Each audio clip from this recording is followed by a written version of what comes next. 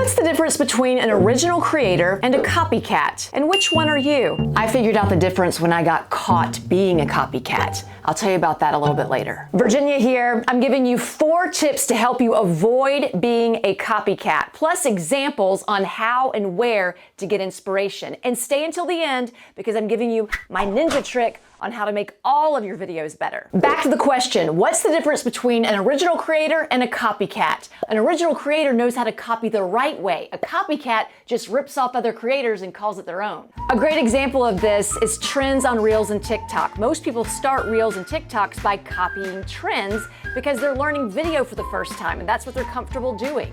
But if you keep only doing trends, you won't learn how to create original content and you won't find your unique style, and you'll be a copycat. The first way to copy the right way and avoid being a copycat is to stop looking at just one person or one industry, especially your industry. I learned this the hard way. When I first started my second TikTok account, I had only done skits and trends on my first one. I was uncomfortable creating tutorials. So I only looked at 2 people, and one of them I straight up copied. She saw it, she created a TikTok calling me out.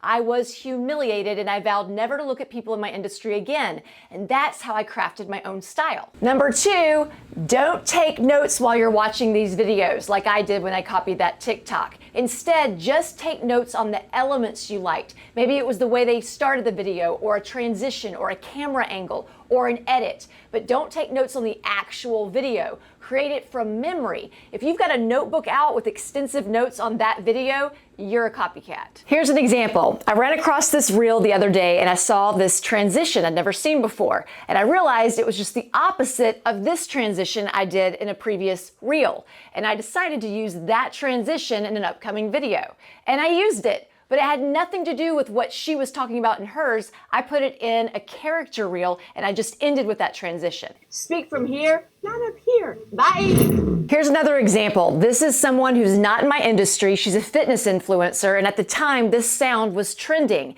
She gave tips instead of the trend that went with the sound. That gave me the idea to do tips, and that's what I did. Looks nothing like hers, but I got the idea to do tips instead of the actual trend. Which brings me to number 3, use a different topic or angle. This even applies to trends. When I was doing trends on my first TikTok account, the ones that went viral were the ones where I took the same trend but made it a totally different situation than everyone else because it was a surprise, people liked it. Number 4, don't just look at Reels and TikTok for ideas. Get inspiration from commercials, movies, Reddit, Google, YouTube, TV shows. My most popular Reels series is based on a show I watched as a kid.